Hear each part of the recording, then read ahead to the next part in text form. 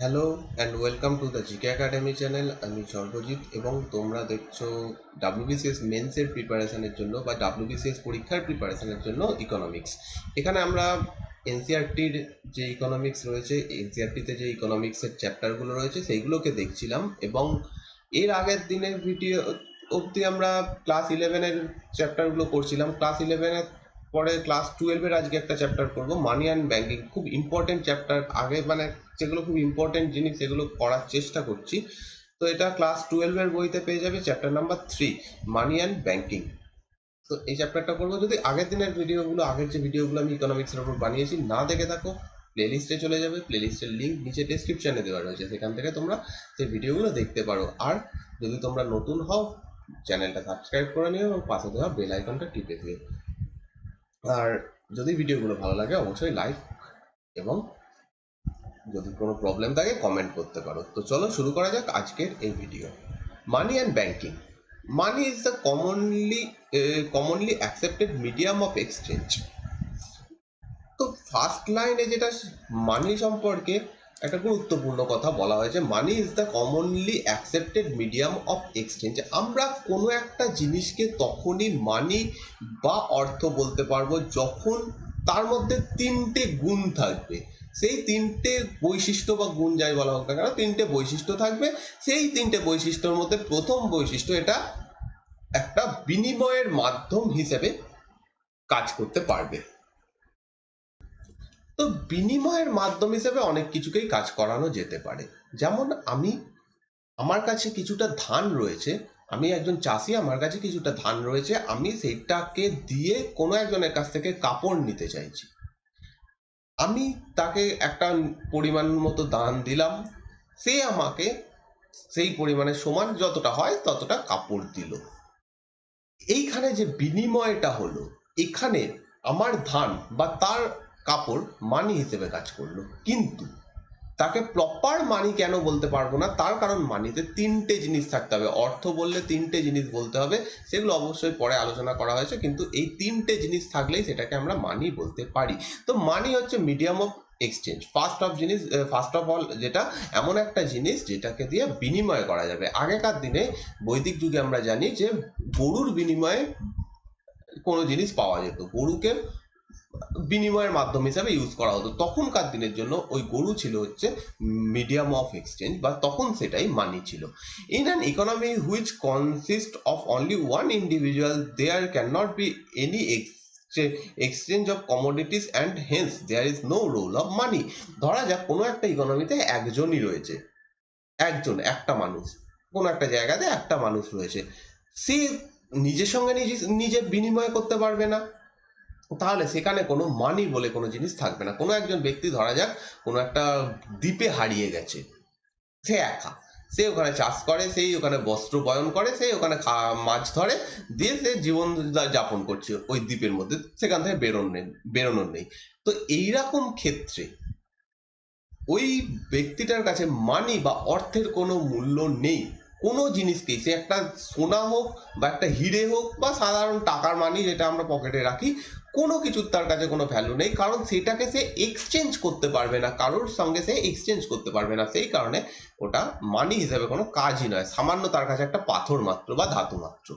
Even if there is more than one individual, but these individuals do not take part in the market transaction, example family living on an isolated island, money has no function for them. Same ব্যাপার, একজন ব্যক্তির হিসাবে যেরকম বললাম, সেটা যদি অনেকজন ব্যক্তির ক্ষেত্রে হয় একই ব্যাপার হবে। ধরা যাক অনেকজন ব্যক্তি একটা দ্বীপে হারিয়ে গেছে, তারা একটা ফ্যামিলির মধ্যে থাকে, তারা একটা ফ্যামিলি কোনো একটা দ্বীপে হারিয়ে গেছে। এবার তার তারা নিজেরাই তৈরি করছে, নিজেরাই খাচ্ছে, এখানেও তাদের মধ্যে কোনো বিনিময় হচ্ছে না। যতক্ষণ না বিনিময় হবে ততক্ষণ পর্যন্ত সেইখানে কোনো অর্থ বা মানি বলে কোনো কনসেপ্ট থাকবে না।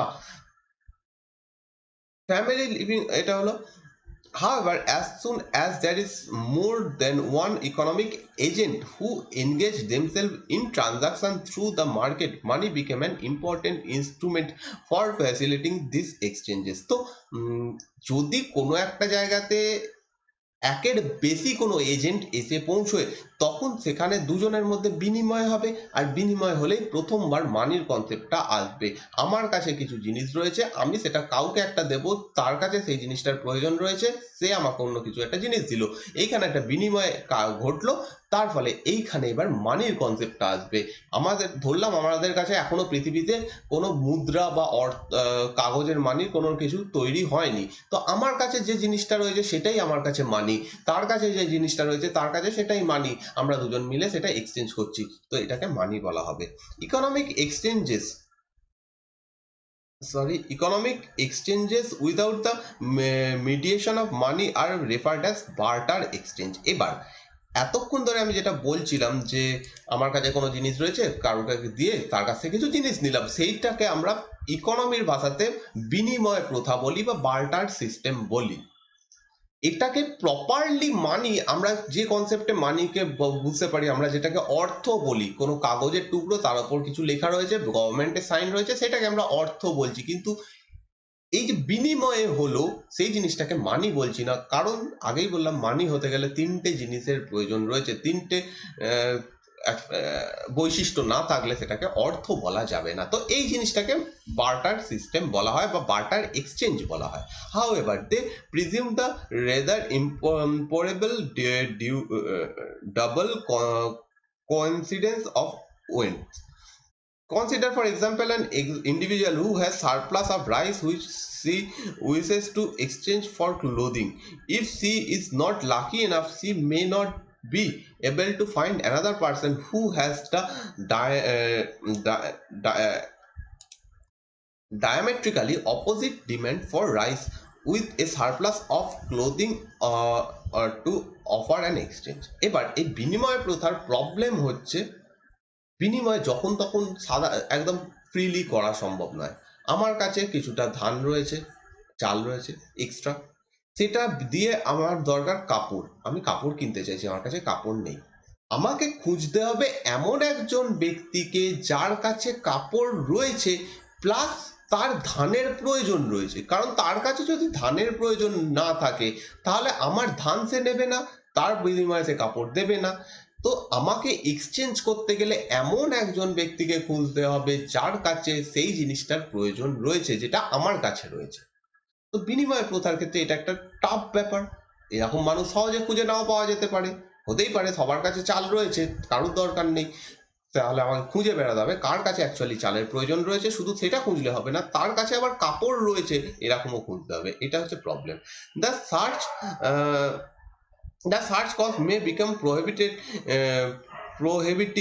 if the number of individuals increase. Thus, to smoothen the transaction, an intermediate good is necessary which is acceptable to both the parties. তো এই প্রবলেমটাকে সরানোর জন্য আমাদের এমন একটা কিছু জিনিস দরকার যেটার মাধ্যমে আমরা দুজনেই বিনিময় করতে পারবো, অর্থাৎ আমার কাছে ধান রয়েছে, আমি সেটা নিয়ে গেলাম, তাকে না দিয়ে আমি মার্কেটে বিক্রি করলাম, আমি কোনো একটা জিনিস পেলাম, কোনো একটা মুদ্রা বা কোনো ধাতুর টুকরো ইত্যাদি কিছু আমি পেলাম, সেটা নিয়ে আমি গেলাম কাপড় ব্যবসায়ীর কাছে, সে আমাকে কাপড় দিল, কারণ ওই যে জিনিসটা মাঝখানের যে জিনিসটা সেটা দুজনেরই দরকার রয়েছে, দুজনেই রাখতে পারবো, দুজনেই সেটাকে ইউজ করতে পারবো, তো সেই রকম একটা জিনিস সেই মুদ্রা বলা হচ্ছে বা মানি বলা হচ্ছে। such a good is called money। এই ধরনের জিনিসকে মানি বলা হয়। এবার মানি হতে গেলে প্রথম যে জিনিসটা দেখলাম সেটা বিনিময়ের মাধ্যম হতে হবে।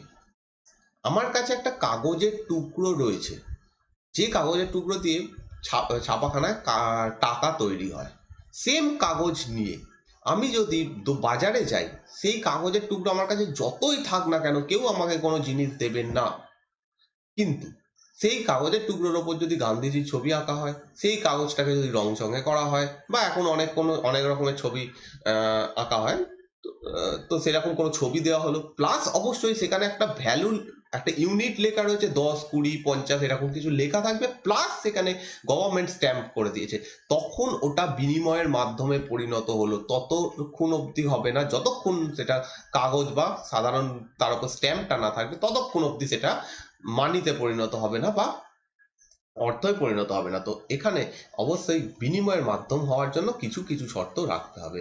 The individual can then sell their products for money and use this money to purchase the commodities they need. তো এই মানিটা, এই মাঝখানের যে মাধ্যমটা, সেটাকে আমরা ইউজ করতে পারি অর্থ হিসেবে। এবার এইটা শুধুমাত্র যে কাগজের নোট বা ধাতুর কয়েন হবে এরকম কোনো ব্যাপার নয়, সোনা দিয়ে হতে পারে। আমার কাছে কিছুটা সোনা রয়েছে, আমি সেটা নিয়ে মার্কেটে গিয়ে আমি তার বদলে কিছু জিনিস কিনতে পারবো, কারণ যে বিক্রি করছে সেও জানে যে ওই সোনাটা তার কাছে, না সে সেই যে সোনাটা দিয়ে আবার কিছু জিনিস কিনতে পারবে। আমি ফার্স্ট ব্যক্তি, আমার কাছে আমার দরকার চাল, আমি বাজারে গেলাম, আমি গিয়ে সোনা দিলাম, চাল কিনে নিলাম, পারলাম। কারণ যে চাল ব্যবসায়ী তারও দরকার আছে কোনো একটা জিনিস, ধরলাম তার দরকার রয়েছে কাপড়, সে সেই সোনাটা দিয়ে কাপড় কিনতে পারবে। তো সেই ক্ষেত্রে সোনাটা বা সেই রূপো যাই হোক না কেন, সেটাকেও মানি হিসেবে ইউজ করা যায় বা মানি বলা যাবে। Though function of exchange is considered to be the principal role of money, তো যদি একটা জিনিসকে অর্থ বলে বিবেচনা করতে হয়, অবশ্যই প্রথম জিনিস যেটা থাকতে হবে সেটা হচ্ছে তার এক্সচেঞ্জ পাওয়ার, তা সেকেন্ড মানে তাকে বিনিময়ের মাধ্যম হিসেবে ব্যবহার করা যেতে পারবে। It serves other purpose as well. Following are the main functions of money in the modern economy. এখানে function of money বলা আছে as explained above, the first and foremost role of money that is act as a medium of exchange. তো এই জিনিসটা অনেকবার অনেক ডিটেলসে বোঝালাম যে মানি হতে গেলে প্রথম যে বৈশিষ্ট্য দরকার সেটা হচ্ছে সেটাকে মিডিয়াম অফ এক্সচেঞ্জ হতে হবে, অর্থাৎ বিনিময়ের মাধ্যম হতে হবে। Barter exchange became extremely difficult in a large economy because of the high cost people would have to incur looking for suitable person to exchange their supplies, sorry surplus. তো barter system যদি থাকতো, same প্রবলেমটা হতো যে আমাকে খুঁজে বেড়াতে হতো কার কাছে সেই সেই জিনিসটার প্রয়োজন রয়েছে। এই জিনিসটা একটু প্রবলেম, তার জন্য একটা জিনিস রাখতে হবে যে মিডিয়াম অফ এক্সচেঞ্জ হিসেবে একটা জিনিস রাখতে হবে যেটাকে আমরা মানি বলতে পারবো। মানি also act as convenient unit of account. The value of all goods and service can be expressed in monetary unit. When we say that the value of a certain wristwatch is 500, we mean that the wristwatch can be exchanged for 500 unit of money, where a unit of money is rupees in the case. If the price of pencil, আচ্ছা এই অবধি যেটা বলা হচ্ছে, second যে এবার ব্যাপারটা, second বৈশিষ্ট্য, মানি হতে গেলে কোনো একটা জিনিসকে ভ্যালু দিয়ে বোঝানো যেতে হবে বা তার একটা ইউনিট থাকতে হবে। এখানে যে উদাহরণটা দেওয়া হয়েছে, আমি একটা ঘড়ি কিনতে গেলাম যার দাম 500 টাকা।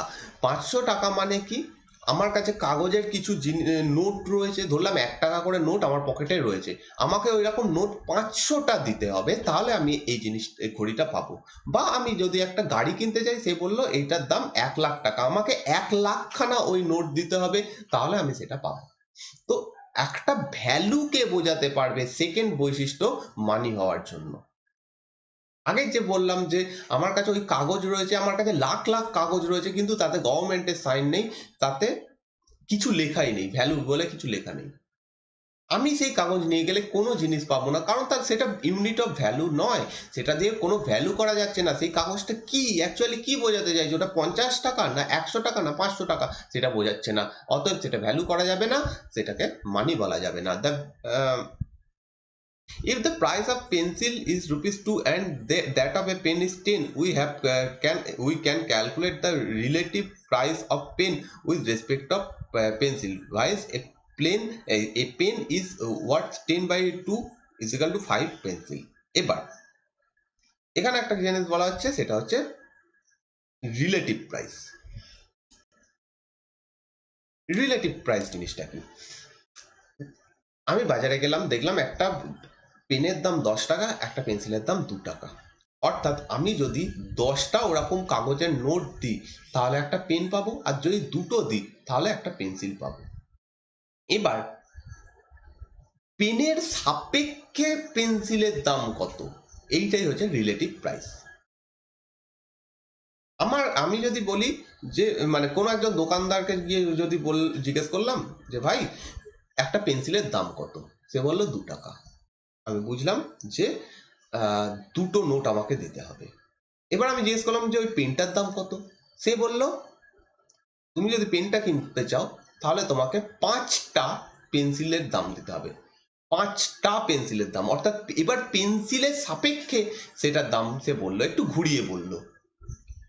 তো সেক্ষেত্রে এইটাই হয়ে যাচ্ছে রিলেটিভ প্রাইস। পেন্সিলের সাপেক্ষে পেনের দাম কত বা পেনের সাপেক্ষে পেন্সিলের দাম কত, এই জিনিসটাই যখন বোঝানো হবে তাকে বলা হবে রিলেটিভ প্রাইস। তো কিভাবে পাবো? সিম্পলি একটা জিনিসের দাম আরেকটা জিনিস দিয়ে ভাগ করে দিলে পাবো। The same notion can be used to calculate the value of money itself when with respect to other commodities. In above example, a rupees is worth 1/2 is equal to 0.5 per pencil and 1/10 is equal to 1/0.1 per pen. তো relative price এবার যে কোনো commodity বার করা যায়। আমার কাছে টাকা রয়েছে, মানি রয়েছে, সেইটার সাপেক্ষে পেন্সিলের দাম কত সেটাও আমি বার করতে পারবো। কিভাবে? একটা জিনিসের দাম দিয়ে আরেকটা জিনিসকে ভাগ করো। এখানে দুটো জিনিস কি নেওয়া হচ্ছে, একটা হচ্ছে পেন্সিল, সেকেন্ড হচ্ছে টাকা।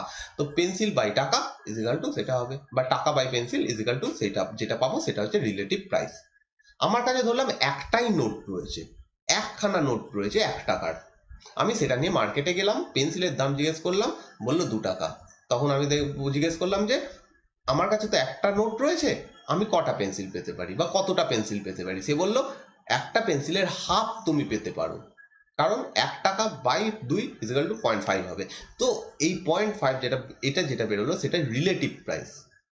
তেমনি ভাবে পেনের ক্ষেত্রে যদি জিজ্ঞেস করা হয়, তো পেনটাকে বলবে যে আমি যদি 10 ভাগ করে একটা ভাগ তোমায় দিই তাহলে তোমার যা টাকা রয়েছে সেই দিয়ে তুমি কিনতে পারবে। অর্থাৎ আমার কাছে 1 টাকা রয়েছে, এরকম 10টা নোট দিতে হতো, আমার কাছে নেই, একটা নোট রয়েছে, অতএব আমি পেনের 10 ভাগের 1 ভাগ মাত্র পেতে পারি। এইটাই হচ্ছে টাকার সাপেক্ষে পেন্সিলের দাম। Thus, if price of all commodities increase in term of money, which is there is general increase in the price level, the value of money in term of any commodity must have decreased. এই লাইনটা খুব important line. এখানে বলা হচ্ছে যে কোনো জিনিসের দাম যদি বেড়ে যায়, প্রাইস লেভেল যদি বেড়ে যায়, তাহলে আমার কাছে যে মানি রয়েছে তার পারচেসিং পাওয়ার কমে যাবে। তো পারচেসিং পাওয়ারের সঙ্গে প্রাইস ইনভার্স রিলেশন রয়েছে, ব্যস্তানুপাতিক সম্পর্ক। কিভাবে? কোনো জিনিসের দাম বেড়ে গেল, অর্থাৎ সেই পেন্সিলের উদাহরণে যাওয়া যাক। আগে পেন্সিল পাওয়া যেত 2 টাকা করে, আমি যদি 10 টাকা নিয়ে যাই আমি 5টা পেন্সিল পাবো। এখন পেন্সিলের দাম হয়ে গেল 5 টাকা, আমি এখন মাত্র 2টো পাবো, টাকা আমার কাছে সেম রয়েছে। তো পারচেসিং পাওয়ার, যেটা মানির যে পারচেসিং পাওয়ার, সেটা কমে যাচ্ছে। In this sense that the unit of money can now purchase less of any commodity. তো এখন আমি কম জিনিস কিনতে পাবো। We call A deterioration of the purchasing power of money. তো এই জিনিসটাকেই বলা হয় পারচেসিং পাওয়ার অফ মানি, যে মানির একটা পারচেসিং পাওয়ার রয়েছে। নর্মালি পারচেসিং পাওয়ার একজন মানুষের হয়, আমার পারচেসিং পাওয়ার কত সেটা নির্ভর করবে আমি কত টাকা রোজগার করি বা আমার কাছে কত টাকা রয়েছে তার উপরে। আমার পারচেসিং পাওয়ার যদি বেশি হয় তাহলে আমি বেশি দামের জিনিস কিনবো। আমার কাছে যদি 10,000 টাকা থাকে, আমি যদি মাইনে 10,000 টাকা পাই, তাহলে আমি 10,000 টাকার জিনিস পাবো, কিনতে পারবো বাজারে গিয়ে। কিন্তু যদি আমি 5,000 টাকার মাইনে পাই, তাহলে আমি 5,000 টাকা বা মাইনে পাই বা যেভাবে হোক, আমি যদি 5,000 টাকা আমার কাছে রয়েছে তাহলে আমি 5,000 টাকারই জিনিস কিনতে পারবো। এটাকে বলা হয় একজন মানুষের পারচেসিং পাওয়ার।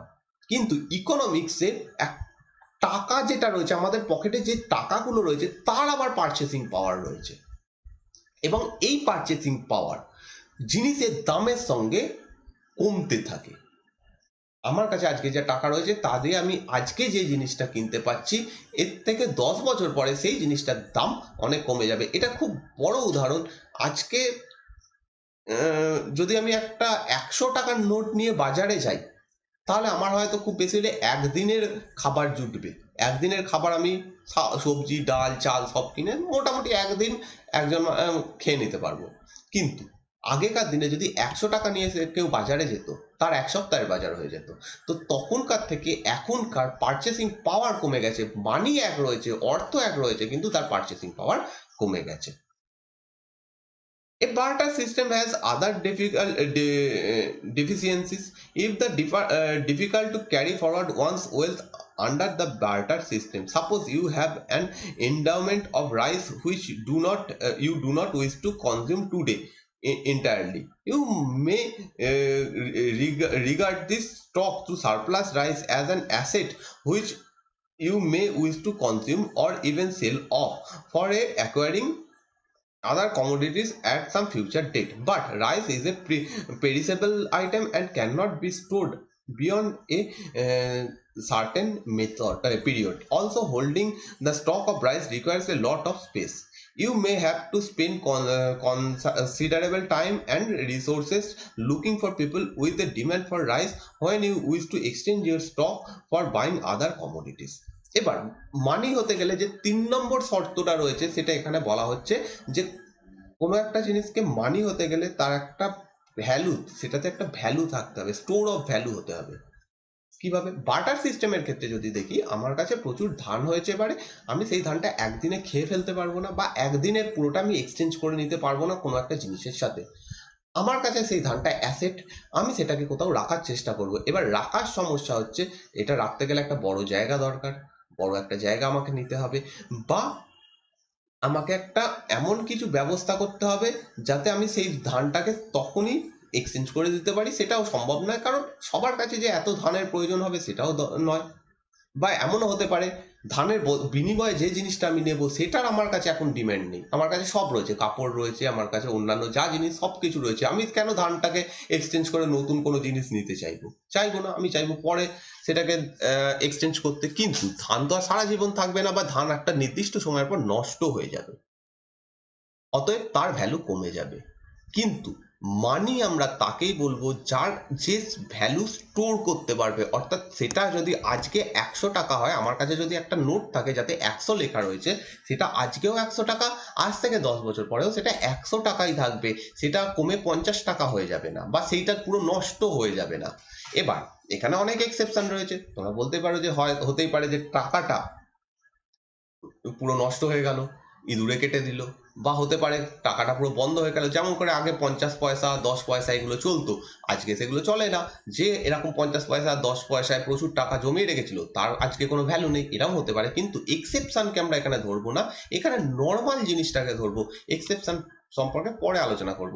তো এক্সেপশনকে বাদ দিয়ে নর্মালি যদি আমার কাছে একটা 100 টাকার নোট থাকে, সেই 100 টাকার নোটটার ভ্যালু থেকে যাবে, আজ থেকে 10 বছর পরেও সেটার ভ্যালু থেকে যাবে। তো this problem can be solved if you sell your rice for money. এবার আমি যদি সেই জিনিসটাকে, আমার কাছে যে রাইসটা রয়েছে, আমি সেটাকে যদি মানির মাধ্যমে, অর্থের মাধ্যমে বিক্রি করে দিই, সেই অর্থ, যতটা অর্থ পাবো, মানলাম যে আমি 5,000 টাকা পেয়েছি আমার কাছে যত ধান ছিল সেটাকে বিক্রি করে, সেই 5,000 টাকাটা আমার কাছে বছরের পর বছর থেকে যাবে, এবং আমার যখন প্রয়োজন হবে আমি সেই 5,000 টাকা থেকে খরচ করতে পারি। আমার ইচ্ছে হলে এখনই খরচ করতে পারি, আমার ইচ্ছে হলে 10 বছর পরেও খরচ করতে পারি। তো এটা স্টোর করছে value. Money is not perishable and it's storage cost are also considerably lower. অর্থাৎ এই 5,000 টাকা যেটা আমি পেয়েছি, সেটা আমি, প্রথম কথা তো নষ্ট হবে না, এটা আমি রেখে দিলাম, সেটা ধানের মতো নষ্ট হয়ে যাবে না। সেকেন্ড ব্যাপার, এটা আমি যদি কোথাও রাখতে চাই তার জন্য কম খরচ করতে হবে। আমাকে কি করতে হতে পারে, আমি একটা লকার কিনলাম, আমি একটা আলমারি কিনলাম, তার মধ্যে রেখে দিলাম। বা হতে পারে আমি সেটা ব্যাংকে রেখে দিলাম, তার জন্য সামান্য চার্জ দিয়ে একটা ব্যাংক অ্যাকাউন্ট খুলতে হবে, তারপরে তো সেই টাকাটা আমাকে সুদই দেবে। অথবা আমি ব্যাংকে রাখতে পারি, এখানে চার্জ অনেক কম, সেটা রাখার অনেক খরচ কম। কিন্তু আমি যদি ধানটা রাখতে চাইতাম, আমাকে বড় একটা জায়গা নিতে হতো, বা বড় একটা জায়গা তৈরি করতে হতো, সেটার জন্য অনেক টাকা খরচ হতো। It is also acceptable to anyone at any point of time, এবং এটা যে কোনো সময়, এই অর্থটা যে 5,000 টাকাটা আমার কাছে রয়েছে সেটা যে কোনো সময় যে কারোর কাছে অ্যাকসেপ্টেবল। আমার যদি আজ থেকে অনেকদিন পরে, 5-6 বছর পরে হঠাৎ মনে হলো যে আমি এই 5,000 টাকা থেকে একটা কিছু কিনবো, তখন আমি কিনতে পারি। কিন্তু যদি ধান রেখে দিয়েছি 5 বছর পর অব্দি, তো প্রথম কথা থাকবেই না। সেকেন্ড ব্যাপার হচ্ছে, আমি পরে হয়তো সেই ধানটা নিয়ে গেলাম, আমার ইমিডিয়েটলি কাপড় দরকার রয়েছে, এমন হতে পারে যে এমন কাউকে পেলাম না আমি যে এখন কাপড় বিক্রি করছে, তার ধান প্রয়োজন রয়েছে। তো সেই কারণে মানি অনেক বেশি এই ক্ষেত্রে সুবিধাজনক। Thus money can act as a store of value for individuals. তো থার্ড এই যে লাইনটা বলা হচ্ছে সেটা হচ্ছে তৃতীয় আহ, শর্ত যেটা মানি হতে গেলে কাজে লাগবে। তো তিনটে শর্ত পেয়ে গেলাম, এই তিনটে জিনিস থাকলে তবেই মানি বলবো কোনো একটা জিনিসকে। যদি এই তিনটের মধ্যে কোনো একটা না থাকে তাকে অর্থ বা মানি বলা যাবে না। তো তাহলে আমরা তিনটে জিনিস পেয়ে গেছি। এই পুরো যতটুকু আমি বললাম এতক্ষণ, যতটা আমরা দেখলাম তার মধ্যে তিনটে জিনিস ইম্পর্টেন্ট। সেই তিনটে জিনিস হচ্ছে, অর্থ হতে গেলে একটা কোনো বস্তুকে কি কি হতে হবে, সেইগুলো হচ্ছে ফার্স্ট, মানি হচ্ছে এমন কিছু যেটা হচ্ছে মিডিয়াম অফ এক্সচেঞ্জ, যেটা দিয়ে কিছু বিনিময় করা যাবে। সেকেন্ড, তার মধ্যে কিছু ইউনিট থাকবে, যেটাকে দিয়ে আমি কেনা বেচা করতে পারবো, অর্থাৎ এটা আমাকে কেনা বেচা করার জন্য যে প্রয়োজনীয় ইউনিটগুলো সেটা আমাকে বোঝাবে। মানে যেটা বলা হচ্ছে এমন একটা জিনিস যার মধ্যে কোনো ইউনিট রয়েছে এবং সেটাকে আমি পেমেন্ট করার জন্য সেইটাকে কাজে লাগাতে পারবো। এবং থার্ড হচ্ছে সেটা স্টোর অফ ভ্যালু হবে, কিছু ভ্যালু তার থাকবে। তো এই সমস্ত জিনিসগুলো পেলাম। এবার যেটা বলা হচ্ছে, some countries have made an attempt to move towards an economy which use less of cash and more of digital transaction. A cashless society describes an economic state whereby the financial transactions are not concerned with money in the form of physical banknote or coins, but rather there be transfer of digital information, usually an electronic representation of money between the transacting parties. তো আমরা এখন দেখি যে অধিকাংশ দেশ যেগুলো খুব আহ, দেশ মানে উন্নত দেশ, সেইগুলো এখন ডিজিটাল মানির দিকে চলে গেছে, যাকে আমরা ইকোনমিক্সের টার্মে আবার বলা হয় প্লাস্টিক মানি। এবং ভারতেও এটা খুব রিসেন্টলি খুব এটাকে জোর দেওয়া হয়েছে ক্যাশলেস ইকোনমিতে যাওয়ার জন্য। তো ক্যাশলেস ইকোনমি হচ্ছে এমন একটা জিনিস যেখানে আমি কোনো কিছু কেনার বিনিময়ে বা জনগণ কোনো কিছু মানে কোনো কিছু কিনতে গিয়ে বা বিক্রি করতে গেলে সে ফিজিক্যাল মানি, অর্থ বা মুদ্রার বদলে কোনো ইলেকট্রনিক মিডিয়াম ইউজ করছে, যেমন ডেবিট কার্ড বা ক্রেডিট কার্ড। এগুলোকে প্লাস্টিক মানিও বলা হয়। তো এই জিনিসটা ইউজ করবে বেশিরভাগ, যেখানে হবে সেটাকে বলা হবে ক্যাশলেস সোসাইটি বা ক্যাশলেস ইকোনমি। ক্যাশলেস ইকোনমির অনেক কিছু সুবিধা রয়েছে। কি কি সুবিধা রয়েছে, কেন এটার জন্য কি সুবিধা হয়, এটা এখানে যদি পরে বলা হয় অবশ্যই ভালো, যদি না হয় আমি ওটা অবশ্যই পরে বলবো যে ক্যাশলেস ইকোনমির সুবিধা কি এবং ক্যাশলেস ইকোনমির কি অ্যাডভান্টেজ রয়েছে, কেন ক্যাশলেস ইকোনমিকে একটা কান্ট্রির ডেভেলপমেন্টের একটা প্যারামিটার হিসাবে ইউজ করা হয়, সেটা এখন না এখানে বলবো না, কিন্তু পরে বলবো।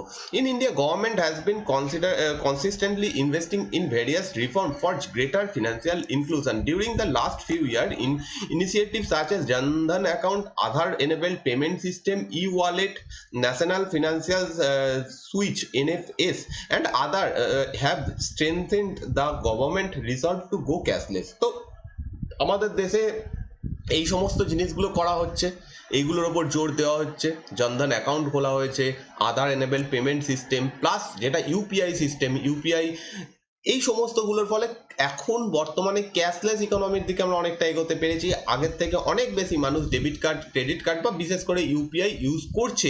এর অনেক বেশি অ্যাডভান্টেজ রয়েছে, সেটা হচ্ছে today financial inclusion is seen as a realistic dream because of mobile and smartphone penetration across the country. সারা দেশে স্মার্টফোন বা এরকম মোবাইল ইউজ করার প্রবণতা বেড়েছে, মানুষের হাতে এখন সবার হাতেই প্রায় স্মার্টফোন এসে গেছে, যার ফলে এই পেমেন্টগুলোতে সুবিধা হচ্ছে। এবার হচ্ছে demand for money and supply of money. Demand for money, ফার্স্টে বলা হচ্ছে demand for money. The demand for money tells us what makes people desire a certain amount of money. Demand of money, প্রথম জিনিস হচ্ছে কোনো একটা জিনিসের demand আমার কাছে কখন থাকবে। আমার কাছে একটা পুরনো ফোন রয়েছে যেটা দিয়ে হয়তো ঠিকঠাক কাজ হচ্ছে না, আমার দরকার একটা নতুন ফোন, সেটাকে বলা হবে ডিমান্ড অফ গুডস। এই ডিমান্ড হতে গেলে অবশ্যই সেটার ইউটিলিটিস থাকতে হবে, অর্থাৎ আমি এরম নয় যে আমার কাছে একটা নতুন ফোন রয়েছে, বাজারে একটা নতুন আর একটা নতুন ফোন এসছে, আমি দেখে সেটাকে কিনে নিলাম, এইটা ডিমান্ড নয়। এখানে ডিমান্ড তৈরি হবে না। ডিমান্ড তখনই তৈরি হবে যখন আমার কাছে প্রয়োজন আছে সেই জিনিসটার, তখন সেটার থেকে ডিমান্ড তৈরি হয়। ইকোনমিক্সের ভাষায় তাকেই ডিম্যান্ড বলা হয়। তেমনি ভাবে মানিরও ডিম্যান্ড রয়েছে, মানিও মানুষ ডিম্যান্ড করে। আবার এই ডিম্যান্ডটাও এই নয় যে যার কাছে প্রচুর অর্থ রয়েছে সে আরো বেশি লাভ করার চেষ্টা করছে, একজন ব্যবসায়ী প্রচুর বড় লোক তার কাছে প্রচুর অর্থ রয়েছে সে আরো লাভ করার চেষ্টা করছে, সেইটা ডিম্যান্ড অফ মানি নয়। কিন্তু একটা সার্টেন জিনিস কেনার জন্য, একটা কিছু কেনার জন্য যদি আমার কাছে সেই পরিমাণ অর্থ না থাকে, তার ফলে আমার কাছে যেটুকু অর্থ নেই সেইটাই হচ্ছে ডিম্যান্ড মানি, সেটাই হচ্ছে অর্থের demand. Since money is required to conduct transaction, the value of transaction will determine the money people will went to keep. The larger is the quantum of transaction to be made, the larger is the quantity of money demanded. তো মানি demand বলতে এখানে যেটা বলা হচ্ছে যে কোনো একটা কোনো জিনিস কেনার জন্য কোনো ব্যক্তির কাছে যতটা অর্থের প্রয়োজন রয়েছে সেইটাকে বলা হচ্ছে ডিম্যান্ড অফ মানি। এবং যদি ট্রানজাকশন বেশি হয় তাহলে ডিম্যান্ড অটোমেটিক্যালি বাড়বে, যদি ট্রানজাকশন কম হয় ডিম্যান্ড অটোমেটিক্যালি কমবে, মানির ডিম্যান্ড অটোমেটিক্যালি কমবে। Since the quantum of transaction, এটা হলো it should be clear that a raise in income will lead in raise in demand of money. এইটা খুব ইম্পর্টেন্ট লাইন। এই সমস্ত লাইনগুলো থেকে ধরে প্রশ্ন করে দেওয়া হয়, কিন্তু আমরা সব মুখস্থ করার চেষ্টা করি বলে বোঝা যায় না, ইকোনমিক্স একটু টাফ হয়ে যায়। কিন্তু ব্যাপারটাকে জাস্ট সাধারণ উদাহরণের সঙ্গে নিজেদের সঙ্গে রিলেট করে পড়তে হবে, তাহলে ব্যাপারটা সোজা হয়ে যায়। তখনই মানির ডিম্যান্ড বেড়ে যাবে যখন কারোর ইনকাম বেড়ে যাবে। যদি কারোর ইনকাম বাড়ে মানির ডিম্যান্ড বাড়বে, যদি কারোর ইনকাম কমে বা কম থাকে তাহলে তার ডিম্যান্ড কম হবে।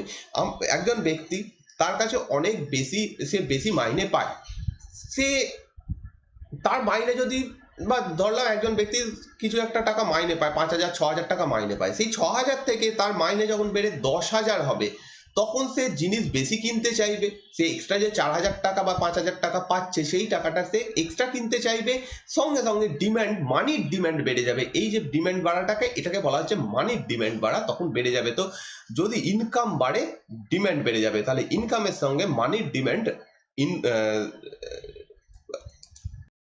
সমানুপাতিক হারে বাড়ে। Also, when people keep their savings in the form of money rather than putting in the bank which give them interest, how much money people keep also depend on the rate of interest. এবার মানুষের কাছে demand তখনই বাড়বে যখন তার কাছে অর্থ থাকবে। অর্থ রয়েছে, আমার কাছে 5,000 টাকা রয়েছে, আমার দরকার একটা 6,000 টাকার জিনিস, তখন আমার কাছে ডিম্যান্ড হবে যে আমি আমার এক্সট্রা আরো 1,000 টাকা চাই। কিন্তু আমার কাছে যদি 2,000 টাকা পকেটে থাকে তাহলে নিশ্চয়ই আমি ওই 6,000 টাকার জিনিসটা কেনার লোভ, বা আমি সেই 6,000 টাকার জিনিসটার দিকে যাব না, আমি চেষ্টা করবো 2,000 কি ম্যাক্সিমাম 3,000 টাকার মধ্যে যদি কোনো জিনিস পাওয়া যায় সেম জিনিস, সেইটা কিনতে এটা চেষ্টা করব। তো যখন মানি কারোর পকেটে থাকবে তখন মানির ডিম্যান্ডও বাড়বে, যখন মানি কম থাকবে তখন মানির ডিম্যান্ডও কমবে। এবার কোনো একটা সময় ধরে নিলাম ব্যাংকে প্রচুর পরিমাণে ইন্টারেস্ট দিচ্ছে, ইন্টারেস্ট রেট বাড়িয়ে দেওয়া হয়েছে, তার ফলে মানুষ চাইবে যে তার পকেটে যতটা টাকা রয়েছে সেটাকে সে ব্যাংকে জমা রেখে দেবে যাতে বেশি সে ইন্টারেস্ট পায়। অতএব তার পকেটের অধিকাংশ টাকাটা যখন ব্যাংকে চলে যাচ্ছে, তার পকেটে কম টাকা রয়েছে, অতএব ডিম্যান্ড, মানির ডিম্যান্ড কমে যাবে। তো এবার ইন্টারেস্ট এর উপরে তাহলে নির্ভর করছে কতটা টাকা সে নিজের সঙ্গে পকেটে রাখবে, কতটা টাকা সে ব্যাংকে রাখবে, এইটা ঠিক করে দেয় ব্যাংকের ইন্টারেস্ট রেট কত। এখন বর্তমানে ব্যাংকের ইন্টারেস্ট রেট কত, ম্যাক্সিমাম 4% কি 3.5% 4% রয়েছে, সেটা ভ্যারি করছে। এবার এই পার্সেন্টেজটা যদি কোনো সময় হঠাৎ করে 10% হয়ে যায়, ধরা যাক ব্যাংক এবার থেকে 10% করে ইন্টারেস্ট দিচ্ছে, তখন মানুষ চাইবে যতটা সম্ভব খরচা কম করে যেভাবে হোক টাকা বাঁচিয়ে সে ব্যাংকে টাকা রাখবে, কারণ তাতে ইন্টারেস্ট পাবে, এক্সট্রা যতটা সে রাখতে পারবে তত বেশি ইন্টারেস্টের পরিমাণ বেড়ে যাবে। তো সে তখন ব্যাংকে রাখার চেষ্টা করবে, অটোমেটিক্যালি তার কাছে তার পকেটে রাখা টাকার পরিমাণ কমে যাবে, আর যদি কমে যায় তাহলে মানির ডিম্যান্ডও কমে যাবে। স্পেসিফিক্যালি, আচ্ছা, when interest rate go up, people become less interested in holding money, since holding money amount to holding less of interest earning deposit, and thus less interest receive, যেটা এক্ষুনি বললাম, যদি ইন্টারেস্ট বেড়ে যায় মানুষ চাইবে সেই টাকাটা ব্যাংকে রেখে দিতে, কারণ তাতে বেশি ইন্টারেস্ট পাবে। Therefore a higher interest rate money demand comes down. এটাও আবার ইম্পর্টেন্ট লাইন, যে যদি কোনো কারণে দেশের ইন্টারেস্ট রেট বৃদ্ধি পেয়ে যায় তাহলে মানির ডিম্যান্ডও কমে যাবে, তাহলে মানির ডিম্যান্ডের সঙ্গে ইন্টারেস্ট রেট ইনভার্সলি প্রপোর্শনেট বা ব্যস্তানুপাতিক সম্পর্ক যুক্ত। এই কয়েকটা জিনিস, এই জিনিসগুলো খুব ইম্পর্টেন্ট। এবার হচ্ছে supply of money in in a modern economy. Money comprises cash and bank deposit. First of all মানি আমরা কাকে বলবো? আমাদের মডার্ন ইকোনমিতে আমরা যে সিস্টেমের মধ্যে রয়েছি তাতে মানি বলবো সেই জিনিসগুলোই যেটা আমাদের কাছে রয়েছে, পকেটে রয়েছে, বা যেভাবে পকেটে বলতে বাড়িতে আলমারিতে রয়েছে সমস্ত কিছু, ওটাকেই বোঝানো হচ্ছে। তাই ওই টাকাটা প্লাস ব্যাংকের ভল্টে যত টাকা রয়েছে, ব্যাংকের ভল্টে যে টাকাটা রয়েছে সেটা কোথা থেকে আসছে? সাধারণ মানুষ জমা দিচ্ছে, সেখান থেকে আসছে।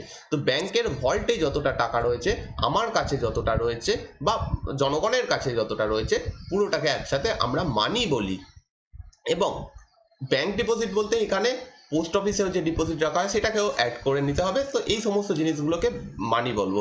Depending on what type of money, depending on what type of bank deposit are being include, there are many measures of money. This are created by system comprising two types of institution: central bank of economy and the commercial bank of banking system. তো এবার মানি অনেক রকম হয়, M1, M2, M3, M4 এরকম অনেক রকমের মানি হয়। সেগুলো কি এখানে বলা হয়নি, পরে হয়তো বলা হবে, তখন সেটা আলোচনা করব। এবার এই মানি কোথায় রাখা হচ্ছে? ব্যাংকে রাখা হচ্ছে, বা ব্যাংক সেগুলোকে রাখছে, কমার্শিয়াল ব্যাংক সেগুলোকে রাখছে সেন্ট্রাল ব্যাংকে বা আরবিআইতে। এই পুরো অংশটার একসাথে নিয়ে আর যেটা আমাদের পকেটে রয়েছে সেইগুলোকে একসাথে নিয়ে বলা হচ্ছে মানি। এবার এই সাপ্লাই অফ মানির জন্য দুটো মেন ইনস্টিটিউশন রয়েছে, একটা হচ্ছে সেন্ট্রাল ব্যাংক, সেকেন্ড হচ্ছে কমার্শিয়াল ব্যাংক। আজকে সেন্ট্রাল ব্যাংক সম্পর্কে দেখবো, আচ্ছা কমার্শিয়াল ব্যাংকও আজকে হয়ে যাবে, হয়তো বেশি টাইম হয়নি। তো দেখা যাক Central bank. Central bank is a very important institution in modern economy. Almost every country has one central bank. India got its central bank in 1935. 1935 সালে আমাদের দেশে সেন্ট্রাল ব্যাংক খোলা হয়। আচ্ছা, এখানে সেন্ট্রাল ব্যাংক বলা হচ্ছে, কখনোই এটা ভুলিয়ে যাবে না, এমনি নর্মালি ভুলবেও না যে সেন্ট্রাল ব্যাংক বলে আমাদের একটা কমার্শিয়াল ব্যাংক রয়েছে, সেন্ট্রাল ব্যাংক অফ ইন্ডিয়া, সেটা আলাদা ব্যাপার। আরবিআই এর কথা এখানে বলা হচ্ছে। 1935 সালে আরবিআই প্রতিষ্ঠিত হয়, যদিও 1935 সালে এর নাম আরবিআই ছিল না, রিজার্ভ ব্যাংক অফ ইন্ডিয়া ছিল না, তখন নাম ছিল ইম্পিরিয়াল ব্যাংক অফ ইন্ডিয়া। 1939 সালে আরবিআই ইম্পিরিয়াল ব্যাংক অফ ইন্ডিয়াকে ন্যাশনালাইজড করা হয়, অর্থাৎ সরকারি আওতায় আনা হয়, এবং তখন তার নাম হয়ে যায় reserve bank of India. Central bank has several important functions. It issue the currency of the country. প্রথম, সেন্ট্রাল ব্যাংকের কাজ কি? সেন্ট্রাল ব্যাংক আমাদের জন্য মানে দেশে অনেক ইম্পর্টেন্ট কাজ করে। ট্র্যাডিশনাল ব্যাংকের মতো কাজ না করলেও পুরো ব্যাংকিং সিস্টেমটাকে কন্ট্রোল করে সেন্ট্রাল ব্যাংক। তার প্রথম উল্লেখযোগ্য কাজ হচ্ছে কারেন্সি ইস্যু করা। আমরা যে নোটগুলো ইউজ করি, আমরা যে কয়েনগুলো ইউজ করি, সবই ইস্যু করে সেন্ট্রাল ব্যাংক। হ্যাঁ, একমাত্র 1 টাকার নোট বাদ দিয়ে সমস্ত কয়েন ইস্যু করে সেন্ট্রাল ব্যাংক। শুধুমাত্র 1 টাকার কয়েন ইস্যু করে মিনিস্ট্রি অফ ফিন্যান্স। ওকে, তো যাই হোক, সমস্ত কারেন্সি ইস্যু করার দায়িত্ব রয়েছে সেন্ট্রাল ব্যাংকে। It control money supply of the country through various method like bank rate, open market operation and various reserve ratio. এই সমস্ত জিনিসগুলো হচ্ছে খুব ইম্পর্টেন্ট জিনিস। Bank rate, open market operation বা রিজার্ভ রেশিও, যেটা সিআরআর, এসএলআর এইগুলো রয়েছে, এইগুলো মাধ্যমে আরবিআই যেটা করে সেটা হচ্ছে সাপ্লাইকে বাড়ায় বা কমায়, যেটাকে বলা হচ্ছে কন্ট্রোল অফ মানি সাপ্লাই। কিভাবে, এইগুলো তো ডিটেলসে পরে আলোচনা করাই হবে, কারণ সেন্ট্রাল ব্যাংক সম্পর্কে আলাদা করে এখানে আলোচনা করা হয়েছে, সেখানেই বুঝবো। কিন্তু একটা জিনিস, প্রথম কাজ হচ্ছে রিজার্ভ ব্যাংকের কারেন্সি ইস্যু করা, সেকেন্ড কাজ হচ্ছে মানি সাপ্লাইকে কন্ট্রোল করা। দেশের সাধারণ মানুষের হাতে কতটা অর্থ থাকবে সেইটা কন্ট্রোল করে আরবিআই। আমার কাছে যত টাকা রয়েছে সেটা কেন রয়েছে? আরবিআই কন্ট্রোল করছে বলেই রয়েছে। আরবিআই যে রেটগুলো চেঞ্জ করে, বাড়ায় কমায়, এর মাধ্যমে সাপ্লাইয়েরও চেঞ্জ হয়। যদি রেট কমিয়ে দেয় তাহলে মানি সাপ্লাই অটোমেটিক্যালি বেড়ে যাবে কান্ট্রিতে, আর যদি রেট যদি বাড়িয়ে দেয় তাহলে মানি সাপ্লাই কমে যাবে। কিভাবে সেগুলো পরে দেখবো, কিন্তু আস্তে আস্তে জিনিসগুলো বুঝতে হবে, খুব ইম্পর্টেন্ট এই জিনিসগুলো। এবং থার্ড কাজ এর হচ্ছে ব্যাংকার অফ দ্য গভর্নমেন্ট। থার্ড কাজ ব্যাংকার অফ দ্য গভর্নমেন্ট, যে কোনো রাজ্য সরকার বা সেন্ট্রাল গভর্নমেন্ট, এরা ব্যাংক হিসেবে সেন্ট্রাল ব্যাংক ইউজ করে। আমরা সাধারণ মানুষ যেমন ব্যাংক হিসেবে বিভিন্ন কমার্শিয়াল ব্যাংক ইউজ করি, এসবিআই রয়েছে, ইউবিআই রয়েছে, বা যে কোনো বেসরকারি ব্যাংক, বন্ধন ব্যাংক, আইসিআইসিআই ব্যাংক, এদেরকে আমরা ব্যাংক হিসেবে ইউজ করি। তেমনি ভাবে গভর্নমেন্ট আরবিআই কে ব্যাংক হিসেবে ইউজ করে। It is the custodian of foreign exchange reserve of economy. Fourth কাজ, এটা ইকোনমিতে যে ফরেন এক্সচেঞ্জ গুলো রয়েছে, মানে ফরেন এক্সচেঞ্জ বলছে বিদেশি মুদ্রা, এইটার কাস্টোডিয়ান সেটা দেখভাল করে আরবিআই। আরবিআই এর কাছে এই বিদেশি মুদ্রাগুলো জমা থাকে, and it also act as a bank of banking system. এবং ব্যাংকগুলোরও ব্যাংক হিসেবে কাজ করে central bank, which is discuss in detail letter, যেটা এই সমস্ত জিনিসগুলো পরে আলোচনা করা হয়েছে। From the point of view of money supply, we need to focus on the function of issuing currency. The currency issued by central bank can be held by the public or by the commercial bank and is called high powered money or reserve money or monetary base, as it acts as the basis of credit creation. তো RBI যে টাকাগুলো ছাপায়, সেই টাকাগুলোকে, যেগুলোকে আমরা normally টাকা হিসেবে use করি, সেইগুলোকে ইকোনমিক্সের টার্মে বলা হয় রিজার্ভ মানি বা হাই পাওয়ার মানি বা মনিটারি বেস। আমার কাছে যে টাকাটা থাকবে ছাপানো টাকা, সেটাকেই বলা হবে, কারণ সেইটাই আরবিআই ছাপাচ্ছে। কিন্তু আমি যদি সেই টাকা নিয়ে কোনো জমি কিনে রাখি, সেইটা কিন্তু হাই পাওয়ার মানি বলা হবে না। শুধুমাত্র যেটুকু টাকা আরবিআই ছাপাবে সেইটুকুকেই হাই পাওয়ার মানি বলা হবে। এবার হচ্ছে commercial bank. Commercial bank are the other type of institution which are a part of the money creating system of the economy. In the following section, we look at the commercial bank system in details. They accept deposit from the public and lend out part of this fund to those who want to borrow. The interest rate paid by the banks to deposit is lower than the rate of charge from the borrowers. This difference between those two banks of interest rate, called the spread, is the profit appropriated by the bank. এবার bank, commercial bank, যে সমস্ত ব্যাংকগুলো আমরা আমাদের চারিদিকে দেখি, সেগুলোকে সব কমার্শিয়াল ব্যাংক বলা হয়। এই ব্যাংকগুলোর কাজ কি? এই ব্যাংকগুলোর কাজ আমাদের থেকে ডিপোজিট গ্রহণ করা। আমরা গিয়ে টাকা সেখানে জমা রাখি, ব্যাংক সেগুলোকে খুশি খুশি জমা রাখে, এবং যখন আমরা তুলতে চাই সেই টাকাটা, চেকের মাধ্যমে হোক বা এটিএম কার্ডের মাধ্যমে হোক বা যেভাবে হোক আমরা তুলতে চাই, তখন সে সেটাকে খুশি খুশি ফেরত দিয়ে দেয়, প্লাস তার সঙ্গে কিছু টাকা ইন্টারেস্টও দেয়। এবার প্রশ্ন হচ্ছে, ব্যাংক এই যে ইন্টারেস্টটা দেয়, সেই টাকাটা সে কোথা থেকে পায়? ব্যাংক যে টাকাটা আমাদের কাছ থেকে বড় করলো, মানে যে টাকাটা আমরা গিয়ে জমা রাখলাম, সেই টাকাটা নিয়ে ব্যাংক আবার কাউকে লোন দেবে। বিভিন্ন সংস্থাকে লোন দিতে পারে, বিভিন্ন শিল্পকে লোন দিতে পারে, বিভিন্ন ব্যক্তিকে লোন দিতে পারে, যেমন হোম লোন, এডুকেশন লোন ইত্যাদি যে লোনগুলো হয়, সেরকম লোন দিল।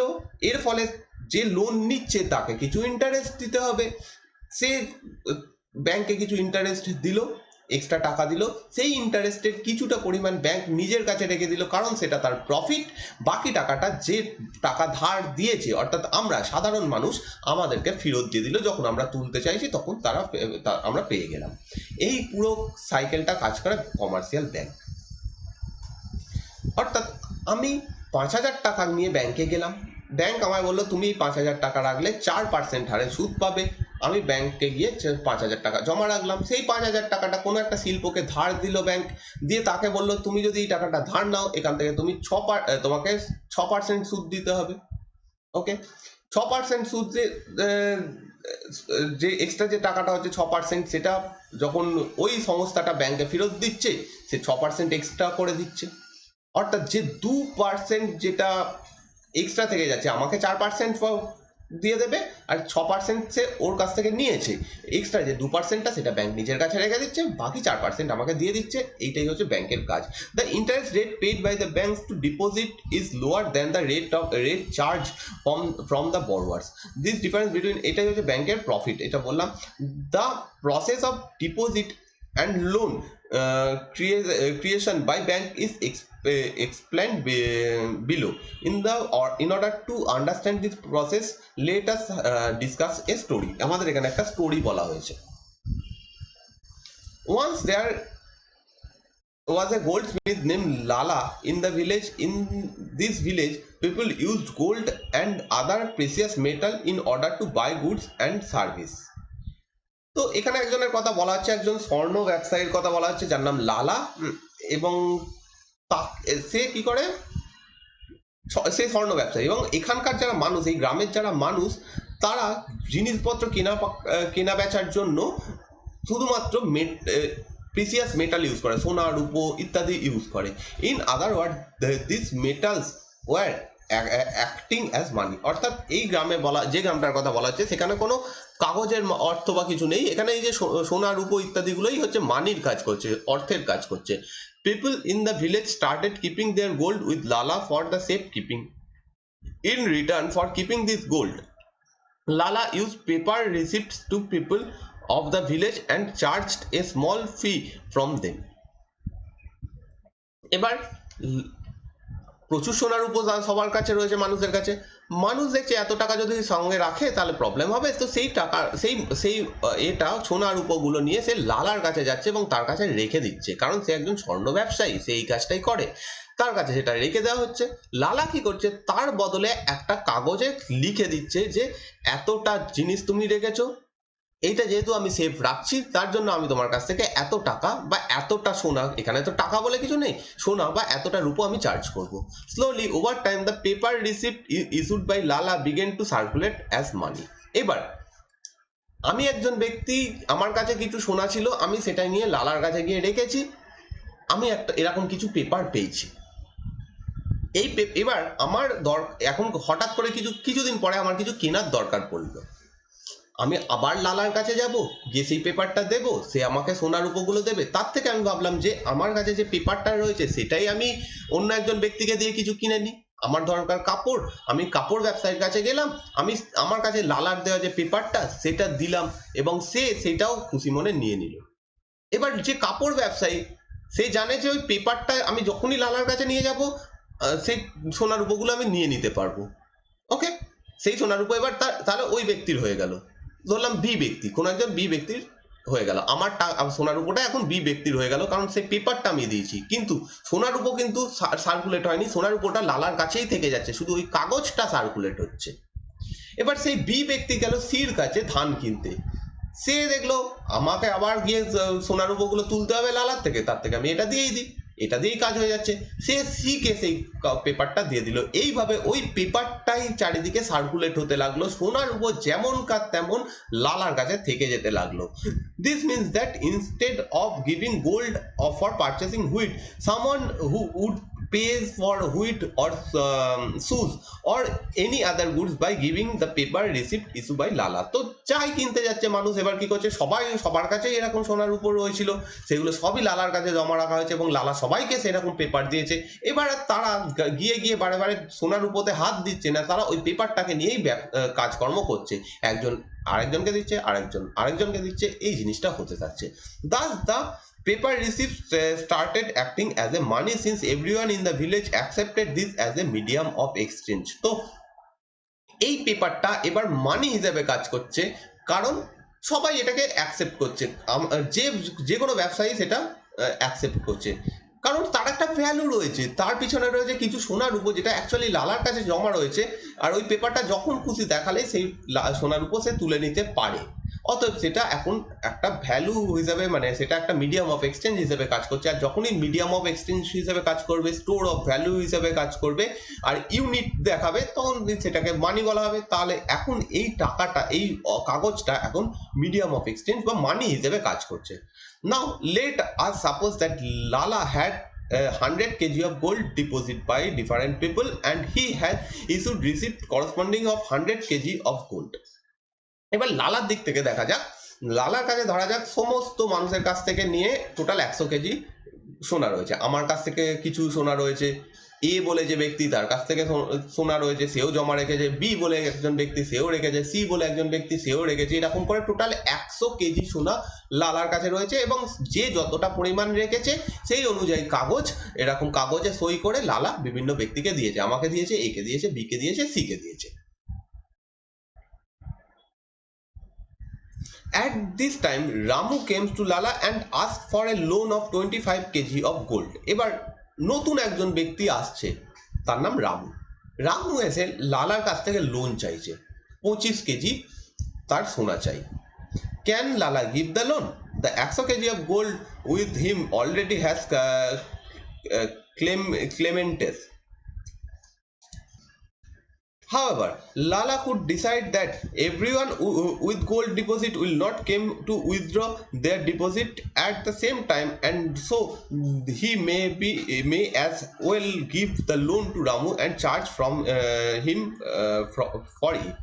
এবার লালার কাছে 100 কেজি গোল্ড রয়েছে, রামু চাইছে 25 কেজি গোল্ড, সে দিতেই পারে, কিন্তু লালা ভাবলো যে এই যে 100 কেজি গোল্ড আমার কাছে রয়েছে এটা কিন্তু আমার নিজের নয়, এইটার সমপরিমাণ ওই কাগজ, ওইটার সেম ভ্যালুর কাগজ আমি বিভিন্ন লোককে দিয়ে রেখেছি, অতএব এই গোল্ডগুলো তাদের, কিন্তু তারা শুধু জমা রেখেছে। এবার আমি যদি এই গোল্ডটা দিয়ে দিই তাহলে তারা চাইতে আসতেই পারে, কিন্তু লালা দেখছে যে কোনোদিনই ওই সমস্ত ব্যক্তি, আমি, এ, বি, সি, ডি, যারা যারা এখানে জমা রেখেছে তারা কেউ একসাথে এসে ওই গোল্ড তুলে নিয়ে যাবে না, কারণ আমাদের এখন গোল্ডটা দরকার নেই।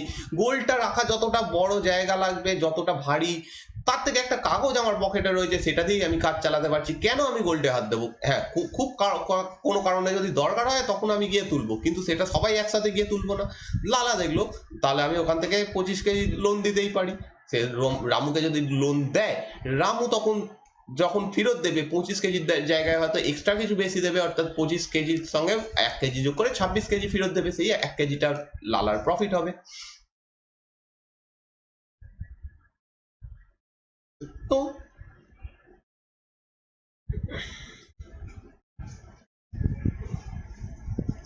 if Lala gives this loan to of 25 kg of gold, Ramu could also pay Ali with this 25 kg of gold, and Ali could keep this 25 kg of gold with Lala in return with a paper receipt. এবার রামু সেই গোল্ডটা নিয়ে কি করছে, সেও নিশ্চয়ই কিছু না কিছু কিনছে। রামু গিয়ে আবার আরেকজনের কাছ থেকে কিনলো, তার নাম আলী। আলী কি করলো, সেই গোল্ডটা নিয়ে গিয়ে পুনরায় আবার লালার কাছে রেখে দিল। এই অবধি যে জিনিসটা হলো, পুরো 100 কেজি আবার লালার কাছে থেকে গেল, এবং লালা আবার আলীকেও একটা এরকম কাগজ দিয়ে দিল। In effect the paper receipt acting as মানি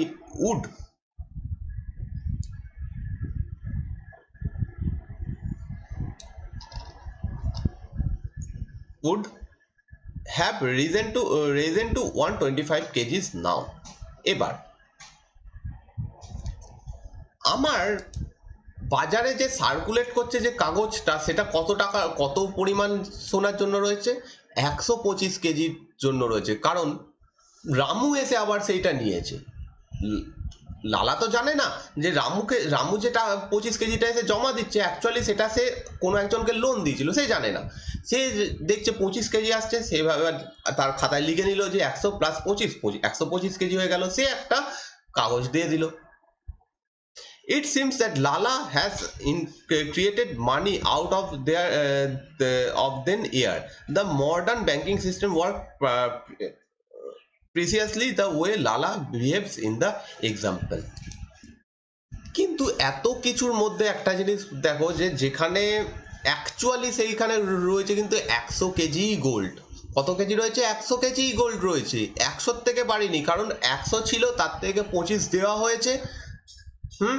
তাহলে লালার কাছে থেকে গেছে 75, সেই 25 আবার ফিরে এসছে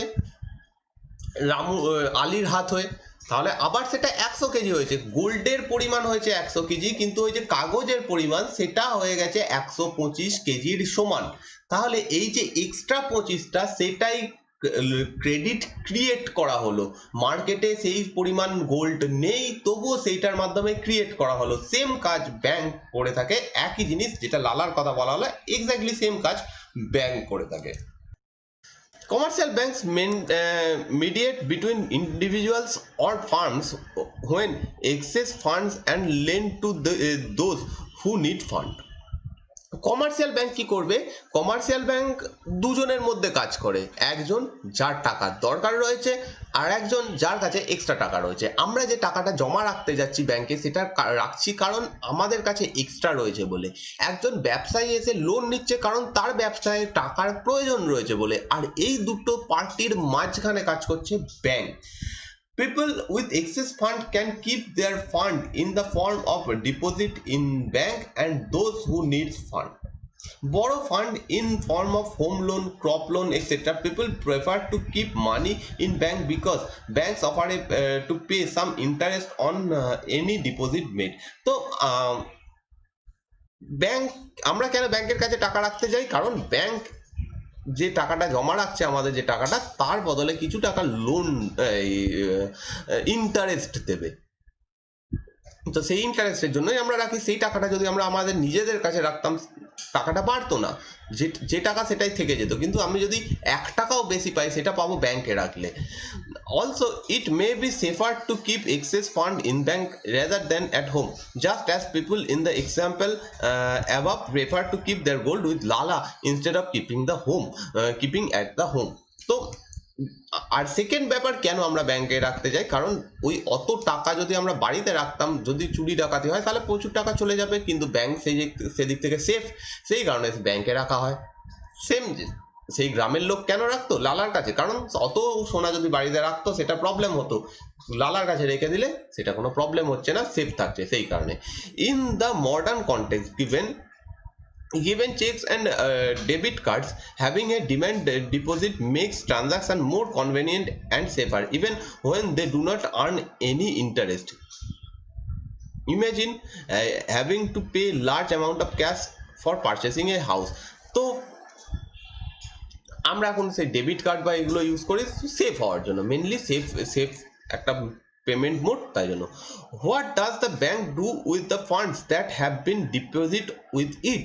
এবার ব্যাংকের কাছে যে টাকাটা জমা হচ্ছে সেটা নিয়ে ব্যাংক কি করে? Assuming that not everyone who has deposit fund with it will ask for their funds back at the same time, the bank can loan this fund to someone who needs the fund at interest. Of course, the bank has to be sure it will get the funds back at the required time. তো আমরা যারা সাধারণ মানুষ ব্যাংকের কাছে গিয়ে টাকা জমা রাখি, সেই টাকাটা আমরা একসাথে সবাই তুলে নিই না। দেশের সমস্ত মানুষ কি একসাথে টাকা তুলে নেয় না। তাহলে ব্যাংকও জানে যে সবাই সেই টাকা তুলবে না, অতএব সেই টাকাটা তাকে তারা লোন হিসেবে দিয়ে দেয়। এবং লোনটা এরম নয় যে আজীবনের জন্য বা 50 বছর 60 বছরের জন্য দিয়ে দেবে, একটা নির্দিষ্ট টাইমের জন্য লোন দেয়, সেটা খুব একটা বড় টাইমের জন্য নয়, কিন্তু সে লোন দেয়।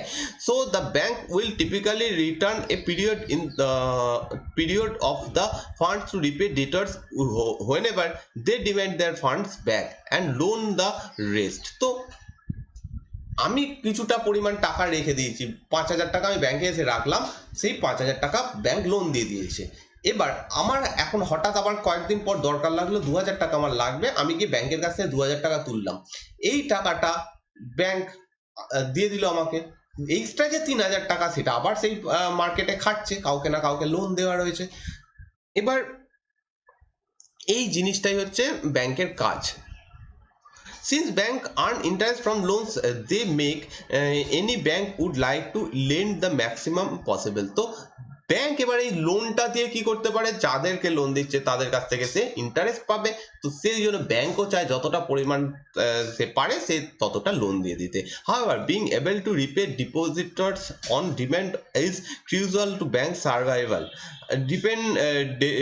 Depositor would keep their funds in bank only if they are fully confident to getting them back on demand. তো ব্যাংকে এটাও দেখতে হবে যে এই টাকাটা আমাকে যে কোনো সময়ে যে গ্রাহক তাকে ফেরত দিতে হবে, কারণ যদি গ্রাহক এরকম বুঝে যায় যে ব্যাংক তো আমাকে ফেরত দিতে চাইছে না, যখন আমি চাইছি তখন ফেরত দিতে চাইছে না, সে তখন ব্যাংকে টাকা রাখবে না। তো সেই কারণে যখন সে ডিম্যান্ড করবে তখনই তাকে ফেরত দিতে হবে, এটাও তাকে মাথায় রাখতে হবে। তো সেই রকম ভাবে সে লোনটা দেয়। A bank must therefore balance its lending activity so that to ensure that sufficient funds are available to repay any depositor on demand. তো ব্যাংক একটা হিসেব করে নেয় মোটামুটি এত লোক টাকা তুলতে পারে আর এত লোকের টাকা থাকতে পারে, তো সেই হিসাবে বাকি টাকাটা সে লোন দেয়। এক্সট্রা টাকা মানে যতটা দরকার ফেরত দেওয়ার জন্য, রিপে করার জন্য, মানে যারা তুলতে আসছে তাদেরকে দেওয়ার জন্য সেই টাকাটা তারা দিয়ে দেয় এবং বাকি টাকাটা তারা লোন হিসাবে কাজে লাগায়। তো এরপরে যেটা রয়েছে মানি ক্রিয়েশন বাই ব্যাংকিং সিস্টেম, এটা পরের দিন পড়বো। আজকে এই অবধি থাকছে। যদি এটা অসুবিধা থাকে কোনো আমাকে জানাবে কমেন্ট করে, যদি ভালো লাগে অবশ্যই লাইক করবে। Thank you for watching this video.